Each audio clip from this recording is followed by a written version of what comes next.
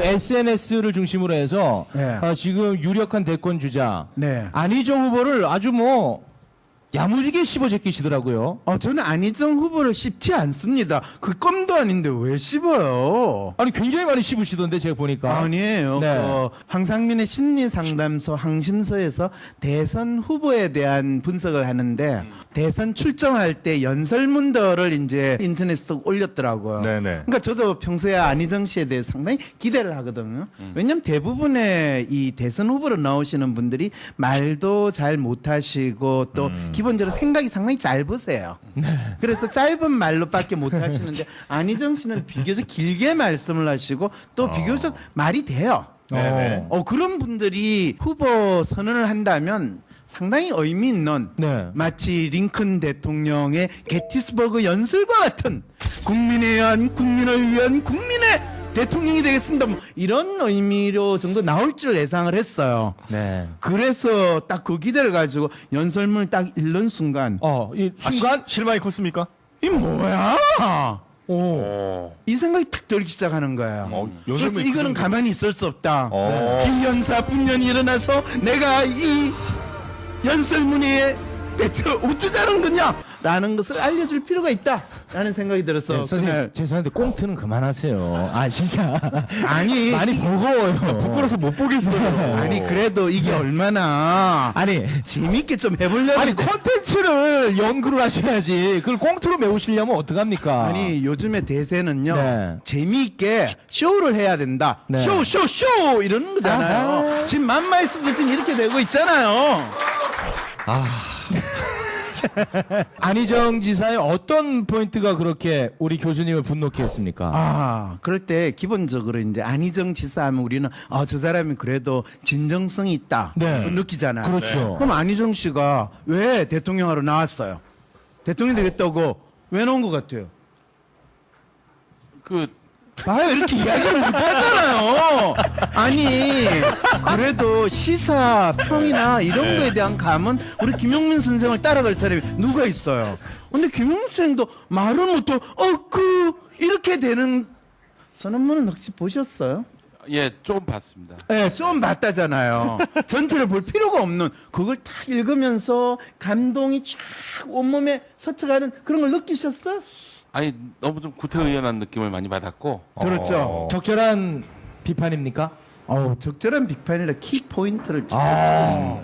사실 안희정 지사 하면은 새로운 패러다임, 새 그렇죠. 인물, 그 유의 이미지가 강한데 새로운 시대를 열고 새로운 패러다임, 시대 교체 이런 이야기를 하는 정도라면 네. 그것이 단순히 내가 그래도 한 살이라도 좀 젊으니까 젊은 저를 선택하세요. 그런 수준이 아니라 새롭게 바뀌는 이 사회, 국가, 패러다임이 뭔가에 대해서 한마디로 분명하게 던져줄 수 있어야 되잖아요. 그러니까 구체적이지 않다는 거군요. 구체적으로 이야기는 또 잘 못하죠. 구체적인 게 없으니까.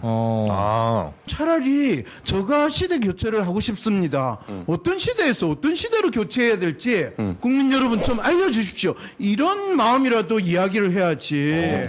마치 내가 시대 교체를 할 테니까 너희들 따라오세요. 여러분 시대 교체가 뭔지 아시죠? 모르셔도 가만히 있으세요. 제가 이야기할 테니까.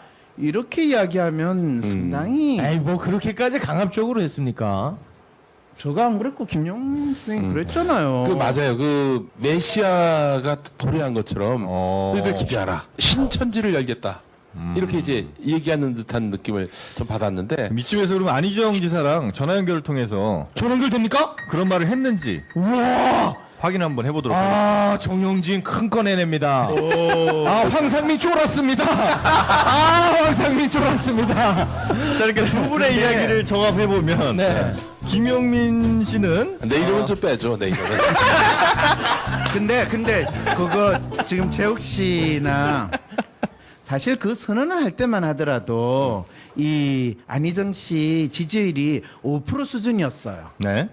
그 선언을 하고 나서 한 달도 지나지 않았는데 이제 거의 뭐 20% 수준까지 네. 올라간 거예요. 네. 그랬을 때 그 이유가 뭡니까? 이렇게 질문을 해야지. 아니 뭐 그 전화해가지고 직접 확인을 해야 된다. 뭐 확인하고 저렇게 뭐 있어? 건너온 거 맞지? 내가 볼 때 그냥 발버둥으로 보이는데요. 그냥 비세요. 한번 봐달라고. 황심소 황상민의 심리 상담소 팟캐스트 들어봐요. 자세한 내용 다 나있어. 교수님 그 안희정 지사가 뜨고 있는 이유는 뭡니까? 그거는 안희정은 세컨더 문재인 씨거든요. 그 부각될 아무런 이유도 없는데 안희정 네. 씨가 부각이 될 수 있는 이유는요. 그는 문재인 씨 개인의 특성보다는 국민들이 야당에 대해서 기대하는 거. 그것도 야당도 진짜 야당에 대해서 기대하는. 그러니까 민주당에 대한 기대 이꼴 문재인 씨예요. 그런데 놀랍게도 민주당에 대한 그 기대가 문재인 씨로 뭐 성화가 되고 폭발해야 되는데 네. 이 문재인 씨한테 그만큼 기대하기는 뭔가가 불안한 구석이 여전히 있는 거예요. 그랬을 때 불쏘시개로 백업 해주는 존재는 그러니까 이제 제2의 문재인 안희정은 뜰 이유도 없었고 어차피 사그라질 것이다. 아니에요. 어차피 사그라지는 게 아니라 네. 충분히 안정적인 지지가 선거가 끝나는 그날까지 갈 수 있도록 만들어주는 거예요. 보조제 역할에 그렇죠. 그래서 문재인 씨에 대한 공격을 하는 거는 네. 마치 안희정 씨에 대한 공격을 하는 거와 마찬가지거든요. 그 이야기는 안희정 지사가 문재인 전 대표를 극복할 수 없다 이런 얘기로 들리는데. 지금 굳이 극복할 필요가 없거든. 시대적 소명은 예. 안희정 씨가 제가 사실은요 안희정 씨의 출마 선언문을 읽어보면서 네. 이분이 본인이 조금만 이 선언문을 잘 썼으면 본인이 문재인 씨를 극복할 수 있는 당위성을 국민들에게 공감시킬 수 있을 텐데 여러분들이 그 출마 선언문을 한번 읽어보세요. 그 다음에 20% 수준에서 지금 반토막이 나버리는 10% 수준. 예, 이재명 씨. 그분은 왜 그렇게 됐는가? 네. 그 사이에 뭐 큰 실수를 하거나 뭐 한 것도 없어요. 사실은 지금 박근혜 최순실 게이트가 생기고 나서 사실은 국민들이 엄청난 분노, 이게 나라가 뭐 이런 생각이 들잖아요. 그럴 때 누군가가 강하게 그냥 이 세상을 확 뒤집어 버렸으면 하는 그 기대를 가지거든요. 예. 그런 기대가 최고조로 올랐을 때 네. 대중의 마음은 누구한테 쏠리는지 아세요?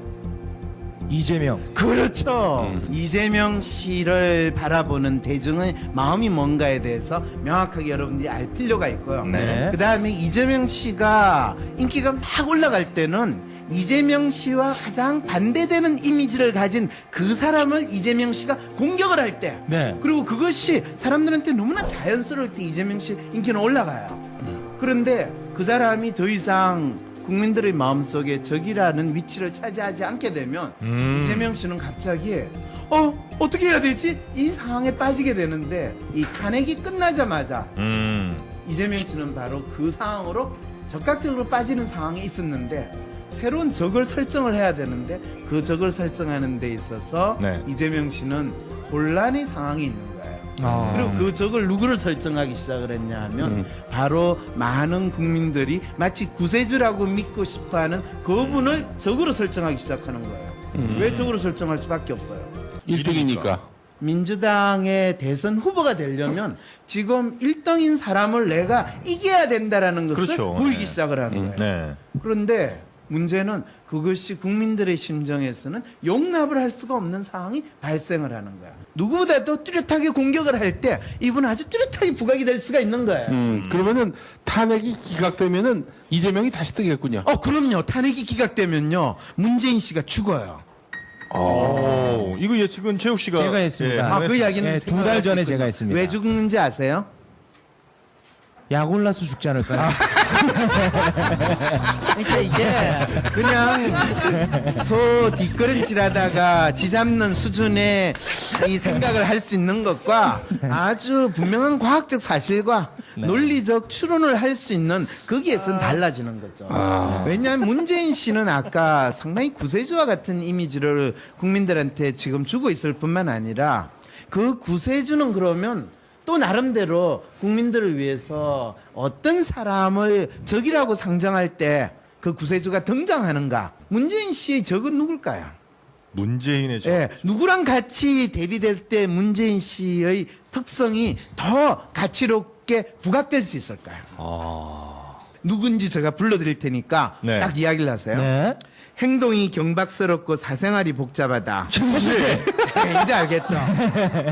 예. 뭐 우리 황쌤 교수님 모시고 지금 대선 주자들 워낙 이제 관심들이 많으시니까 네. 그 심리 분석을 좀 해봤는데 어떻게 좀 수긍이 되세요? 아니면 전혀 못 알아들으시겠어요? 네. 알아는 들으시겠다. 네. 그래야 빨리 끝날 것 같으니까. 알아들었다 해, 빨리. 근데 진짜 이해가 잘 안 되시는 분은요, 황상민의 심리 상담소 들어보십시오. 알겠습니다. 자, 다음 시간에도 우리 맘마이스 전력 질주할 테니까요. 많이들 시청해 주시고요. 지금까지 황상민 박사님이었습니다. 고맙습니다. 고맙습니다.